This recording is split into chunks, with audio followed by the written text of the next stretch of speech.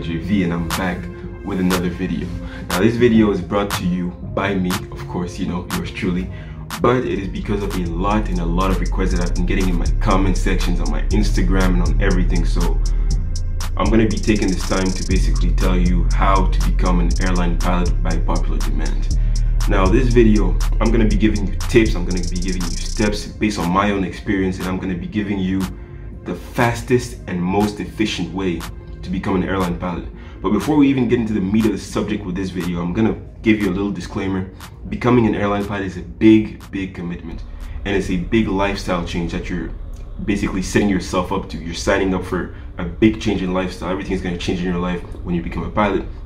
A lot of time is going to be spent away from family, and it's not a job that is made for everybody. So it's the kind of career decision that you want to make with a lot of thought beforehand, because especially with the way that I'm going to be giving you, it takes a lot of time, it takes a lot of money, a lot of resources, and it's not the type of life decisions that you want to be making on a whim, basically. My goal with this video is basically to provide aspiring pilots with and people who are simply curious with the path that I believe is the most efficient and the most straight and narrow path to becoming a pilot. Without further ado, let's get into the video. FlyJV forever, let's get into this.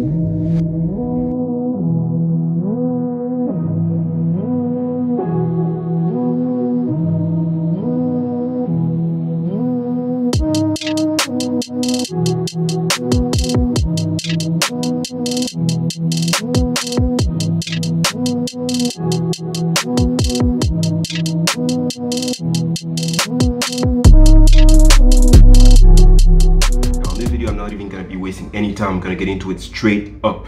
Now this video is gonna be one of 3 parts. This is gonna be part 1, and I'm gonna be making other parts based on what you guys want to hear and what you guys want me to focus on. Now first things first, let's talk about the Integrated ATPL Training, which is what I did, and I'm gonna give you the reasons why I believe it's the best solution if you want to be a pilot fast, and it's 100% the thing that you know you want to do. Becoming a pilot and doing an integrated ATPL type training is something for people who are motivated and people who are passionate, okay?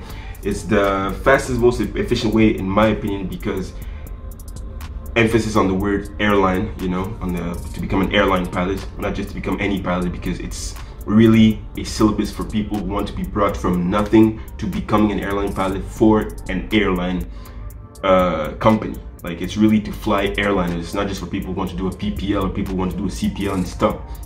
It's for people who want to do everything from the beginning to the end and base their lives and career path on becoming an airline pilot.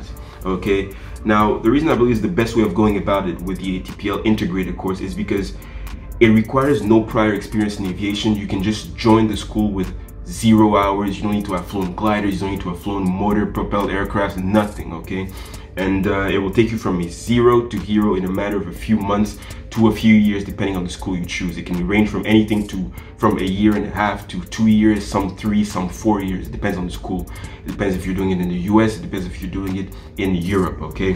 Now I've done my training in Europe. I've done an ATPL EASA license, and that is basically what I'm gonna be basing everything that I talk about on. I'm gonna be using general rule of aviation and syllabus and courses. But at the end of the day, I've done an EASA license, and I'm more versed on that, basically. So I'm gonna be referring to that a lot, basically. So anyway, bear with me on that. So like I said, okay, the course provides you with all the necessary tools in your arsenal to become an airline pilot. You will be going through Groundschool first of all, which will basically be based on theory and everything that you need to know theoretically, the knowledge and the courses you need to pass and prepare for the official exams. So Groundschool basically is no flying at all, like it's said in the name. It's ground school. You're going to be on the ground, you're going to be in a classroom for a certain amount of months to do a certain number of subjects for the official exams. Now for the EASA exams, there's 14 subjects, and you will be doing a certain number. Like for example, in my school, we did 8 EASA ATPL subjects on the ground for the first 5 months of the training before we even moved to flying, right? So the thing with that is, it's a very it might sound very like counterintuitive to start with just doing a lot of theory in a flight school, but the thing is, even though you've passed all the selection exams to join that school, it's kind of a way for the school to see if you're really committed and disciplined before you even continue further inside of the training. Because the thing is, with ground school, it takes a lot of work, okay, and it's very compact, it's very intense. In the ATPL integrated training, everything is done very intensely, and you don't have a lot of time to rest in between the things that you learn. So you have to be really motivated and very meticulous in the way you study and the way you organize your work, right? So anyway, everything is done in quick succession. Everything is done in quick succession, making you absorb a large amount of theoretical information in a short amount of time, like I just said. And however, that can be seen like as a good thing for a lot of people who are passionate and motivated, because it will make you basically keep moving on and just not waste any time on things that do not matter. Like, for example, you would do in a modular school where you would be taking more of your time to be able to pass your exams and do things on your own. This is really something for people who know they want to do it fast and get it done as quickly as possible, okay? Every flight school offering an ATPL integrated training program is different, but it's mainly organized in the same manner. Basically X months of theory in ground school. Then you will be passing your official exams, EASA or FAA if you're in the US. You will have a flight phase of X months where you'll be doing a certain number of hours of flying, do your first solo, your PPL, a certain number of tests. Then you will go back to ground school again, do X number of months in ground school to pass the remaining exams that you haven't passed yet when it comes to the theory, and then you will finish with the flying in the end. Okay, when that will be done, you will have done basically all of your ATPL theoretical exams I'm talking about. Then you will have flown, done your PPL, your CPL, your IR. You will then move on to the MCC JOC, which stands for Multi-Crew Cooperation or Coordination, depending on the school or who's talking about it. And the JOC stands for Jet Orientation Courses, which is basically a course to prepare you for airline flying and teamwork and CRM and all of that. So that will take X days of theory and X days of amount of training sessions. So basically the same session, simulator session. I'm talking about the MCC JOC right here. So there are two types of students that are enrolled in an ATPL integrated training program. Let's get into it. The first category of students that are enrolled in an ATPL integrated training program is the cadetship, the people that are sponsored by an airline, which is basically called a cadetship. So that means you're sponsored, for example, by a airline. Let's say you're sponsored by FlyJV, for example, to be doing a whole syllabus and course to become an airline pilot in said school. So they will be funding your whole career in that school. So they will be paying for everything when it comes to the flying, when it comes to ground school, everything. They'll be taking care of that with the promise of a job at the end. But the tricky part about that is not every country, not every city has an airline that has readily available cadetships or sponsorships for people. So you'll have to make research based on your city and based on your country and your national airline to see if they're offering that. And if they do, then you might really want to consider enrolling in that and participating in the selection exam to get it, because if you can get that, you are basically set. As long as you put in the work and you pass everything that you need to pass within the restrictions of your airline, you will have no problem getting a job right after you're done flight school. Now the second category of people in the ATPL integrated training is the self-sponsored. This is the most people you will find in a flight school doing a ATPL integrated program. I was a self-sponsored student, and that basically means that you're paying for your training by yourself or with a loan from the bank. Anyway, what it means is basically you're paying by your own means. That's what it basically means. The thing by being self-sponsored is, of course, you're going to be taking a lot of your own money and your own resources. You'll have to be paying for food, you'll have to be paying for accommodation, you'll have to be paying for fuel, you'll have to be paying for the courses themselves, theoretical courses and flight courses, everything. You'll be paying for the whole service. But the thing is, people who are self-sponsored in an ATPL integrated program are basically people usually who are motivated, passionate. So they, like I said before, have taken a lot of thought before making that decision. So again, I warn you, because this is very important. I don't want you to be investing in something that you don't really want to do and be regretting later down the line. Make sure before you self-sponsor yourself through a training that it is exactly what you want to do. Make sure you've always wanted to be a pilot and do that if it is what you want to do. Okay, now you will pay it phase by phase as you advance. That's my #1 tip for you. Do not pay for your whole ATPL integrated training all at once. It is a lot and a lot of money. It's a large amount of money. You do not want to be spending that kind of money in one go. Okay, you'll be paying phase by phase. You will do phase 1 of ground school, pay that part. Phase 1 of flying, pay that part. Phase 2 of ground school, pay that. Last part of flying, pay that. MCC jog, pay that. Okay, you do it sequentially. Be smart. You never know what might happen in life. It has nothing to do with your performance. Something bad can happen. It can be with the school. It can be with the way the current state of things in aviation is. Okay, never put all of your eggs in one basket. I know this doesn't really apply to this situation right here, but you know what I mean. Do not put everything at once. Do not put that much amount of money at once. Okay, be smart, please. Now, as a self-sponsored student, it's very important to understand that you are on your own in a way, but do not be stressed by that, because everything is based on your performance, right? If you can get a job at the end of your flight school, because flight school always have partnerships with different airlines, and they will be pushing the people who are working hard and who have good marks. But it's very important that you aim for excellence, okay? It's very important that you aim for perfection to be able to achieve that excellence that you're looking for, okay? You cannot just settle for the pass mark, okay? Most aviation flight schools have a pass mark of 75% when it comes to certifications in every ATPL theoretical exam. Do not settle. Your goal must not be to get 75%. Your goal is to get as much as you can. You want to be the best, okay? You should aim to be the best. Even if you're not, that doesn't matter. That's not the point. The point is you aim to be the best version of yourself as a pilot as possible, so that later down the line, when you're ending your flight training, when you're ending everything, you have a lot of airlines that are attracted to you as a pilot, okay? Keep that in mind, especially if you're a self-sponsored student, okay? Everything you do has to be done with drive and from a place of wanting to have the best position you can as soon as you finish, okay? You don't want to be wasting any time. Now, a first job is a first job, let's be completely honest with that. But still, it's always good to put yourself in the best possible situation you can. Now, good flight schools, okay? Good flight schools with good reputations, Ivy League, etc., they will all have an assessment. An assessment, by that I mean a selection exam. They will have examinations that you will need to pass in order to know whether you fit the profile for an aspiring pilot, for somebody who can and will perform well in their school, okay? They don't want to invest on you if you're somebody who is just going to come in and give up or not even put in the work to be able to pass the exams when the time comes, okay? So the way it is set up for the evaluations and the selection exams is in multiple phases. You will pass a math exam, you will pass a physics exam, you will pass a mental calculation when it comes to math with no calculator to test whether or not you're fast with calculations. You will pass a verbal reasoning exam to test your understanding of English, basically, and you will be passing a psychomotor evaluation. That will be done with a joystick, and it will be a lot of other tests that have to do with hand-eye coordination, your vision of colors, your reflexes, whether or not you have a good handling when it comes to the joystick and you have good reflexes. In general, all the things that cannot be tested with just a simple written exam, you will have that.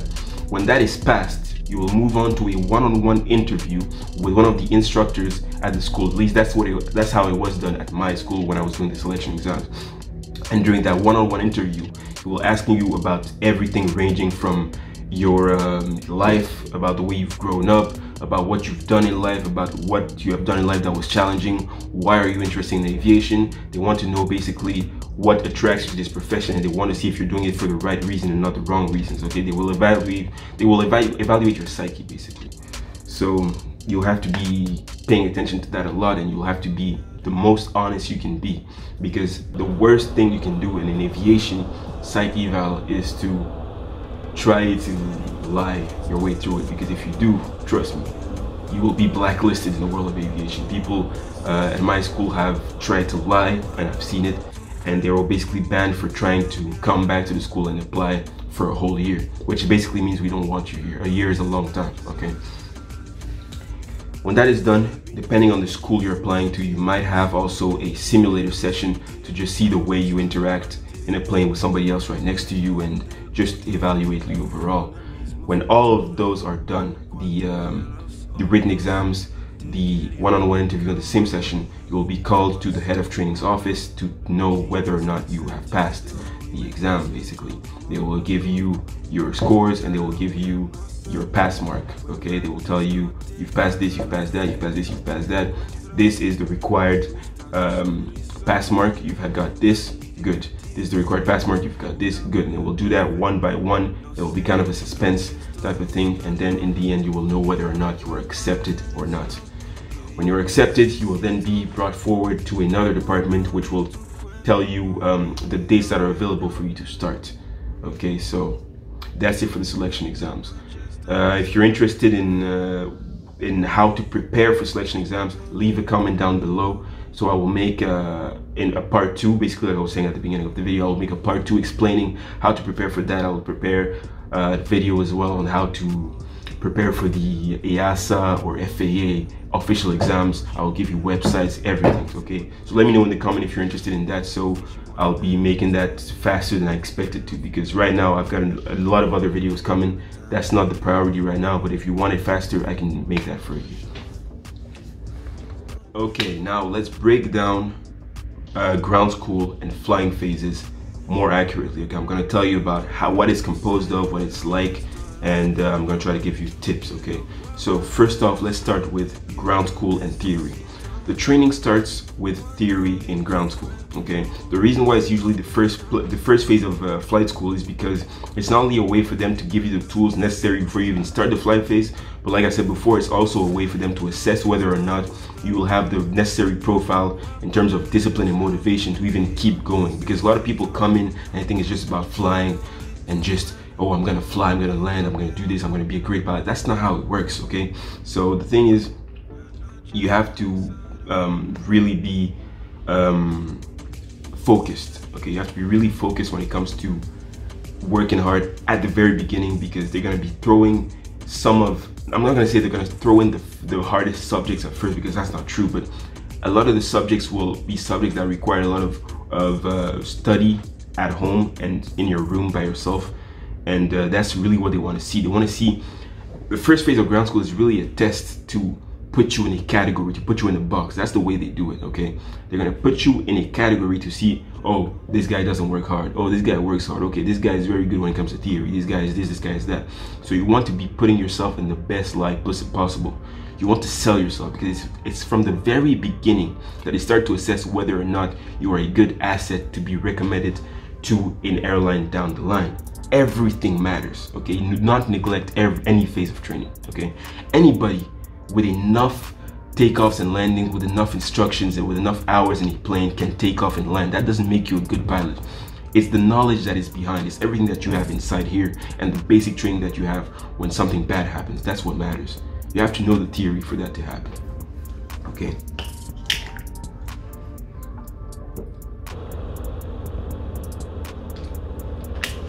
You have to know more than meets the eye. Okay, you have to operate to a high standard. You can't just be the guy who takes off and lands. Anybody can do that. If you want to do that, you should. I suggest you do a PPL instead of trying to become an airline pilot. Okay, so it is extremely important that you do not take ground school lightly. Okay, you have to understand what you're doing through summary sheets, through practicing with worksheets, through a lot of repetition, through a lot of reading of your books that you are provided. Okay, it is very important that within the first phases of ground school that you really understand what it is that you're learning, because at the end, right before you prepare for official exams, you will be using a lot of banks. And the thing with banks is it's not really knowledge, you're just getting used to the questions and how to answer them. But that's not the kind of way you want to be preparing for something that you do not understand. You have to understand the thing first before you can start putting your time into the bank. Okay, so that is done by, like I said, studying hard, organizing yourself, and putting yourself through a to-do list every day. Okay, every single day you should have a to-do list organized and a schedule of what you want to do every night when you come back from ground school. You should have a day of rest during the week. I always rested during Friday. I never touched even a book. I would go out, go to the beach, do something with my friends, or do something like that. I would never study on Fridays, but every other day, Saturday, Sunday, Monday, through the week, everything, I would be working at home. I would be doing my thing. Okay, that's the way it has to be. You have to be organized. You can't just be freestyling this thing. That's not the way it's done. Okay, Because people who do not work hard in the beginning, okay, they get a slap in the face during the official exams, and then they get surprised. It's better to put in a lot of work at the beginning, okay, than slack off and try to ramp up the amount of work you put in at the end and fail, because that will make you regret, okay. And there's not a lot of things that are worse than regret, especially in this industry, especially when you know you could have done it but you didn't because you were lazy. Do not be lazy. Put in the required work early, okay. You're only there for a year and a half or 2 years or whatever time you're there for. Make the most of that time. Make the days count. Don't count the days, okay. That's the best advice I can give you. If you waste your time, okay, because of laziness, you don't work, and you have to do exams over and over again, not only are you wasting your time, you're also wasting your investment of money, okay. And you're the one who made the decision to do that. So nobody can help you in that situation. Nobody can help you if you don't want to help yourself. Remember that. Let's move on to the flying phase, okay. The flying phase is equally important. When it comes to flying, when it comes to ground school, both of them are equally important. Coupled with the theory, it will contextualize and help you apply everything that you have learned in the ground school, okay. It will help you understand what it is that you were talking about before, and it will make sense when you are flying, because you will actually be using it in the environment you're in, which is the sky. You will actually understand the importance of everything that you're learning, because a lot of people do not understand the importance of ground school during ground school. They only start to understand it when they start applying things, which makes sense because we're human beings when we see the results of our actions, okay. So you will start off on a single engine piston airplane, where you will be taught how to fly circuits, how to fly a navigation, how to basically react to certain emergency situations. You will be taught how to talk to ATC, the proper communication when it comes to radio telephony and everything like that, okay. You will be taught about engine failures, stall recovery, engine failure at takeoff, etc, etc, okay.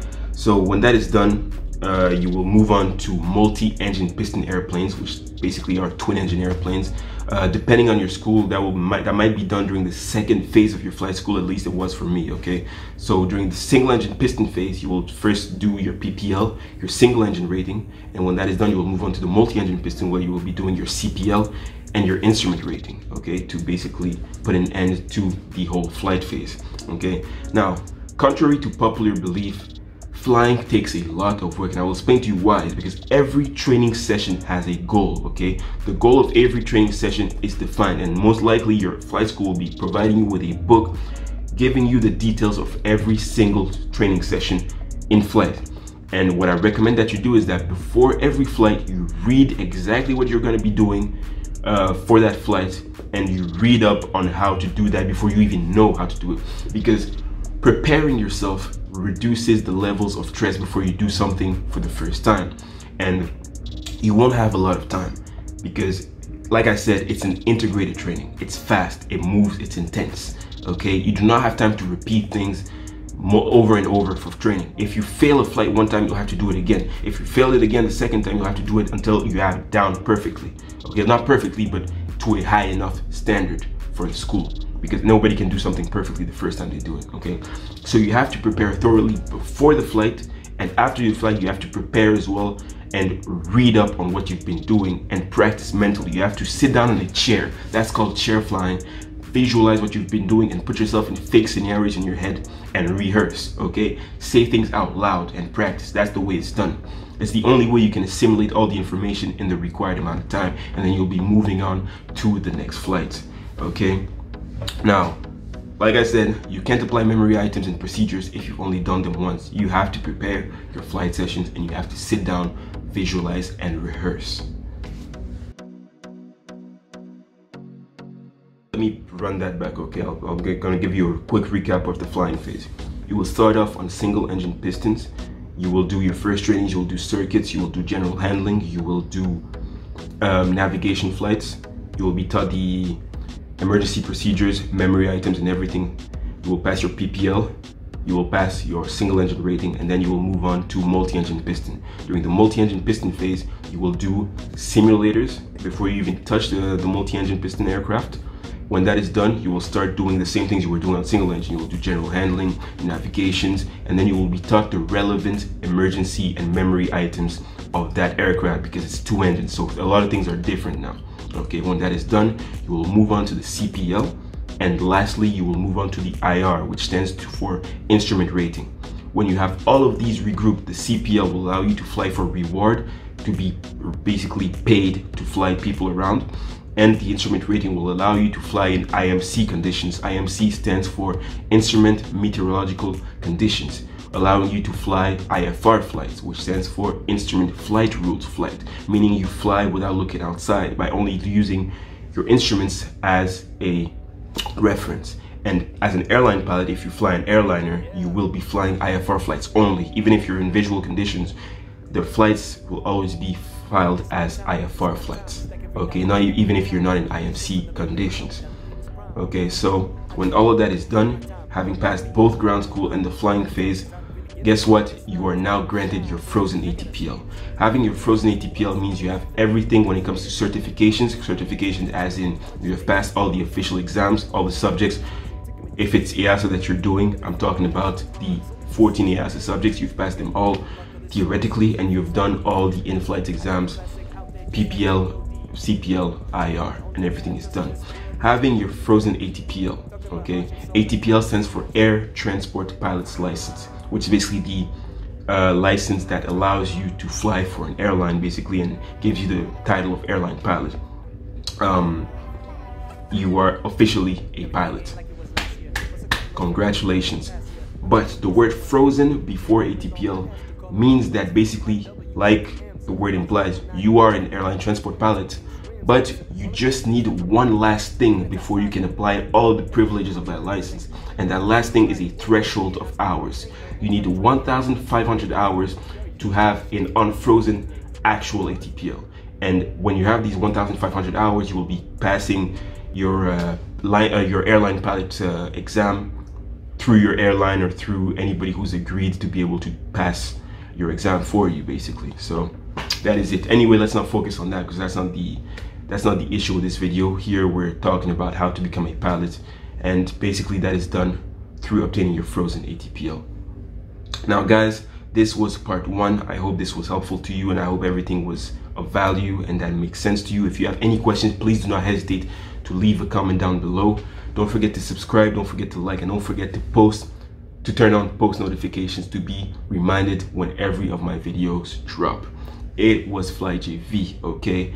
In part 2, we will be talking about how to prepare exams for the selection, how to prepare for exams and official exams during ground school, how to prepare for in-flight exams during single engine piston or multi-engine piston phases. I will be giving you tips, I will be giving you websites to prepare for the selection exams and everything, okay? If you're interested in seeing that too, don't forget to mention that in my comment section down below, or on Instagram. You can leave me a DM. I'll answer that as much as I can, as fast as possible. Guys, FlyJV forever. Thank you very much for watching my video, and I am out.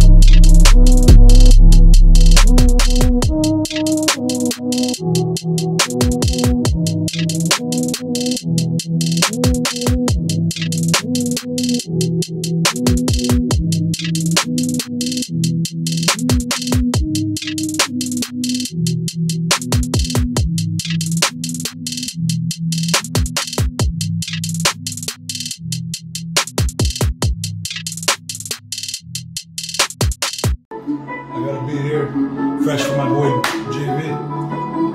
Get it, raw, FlyJV.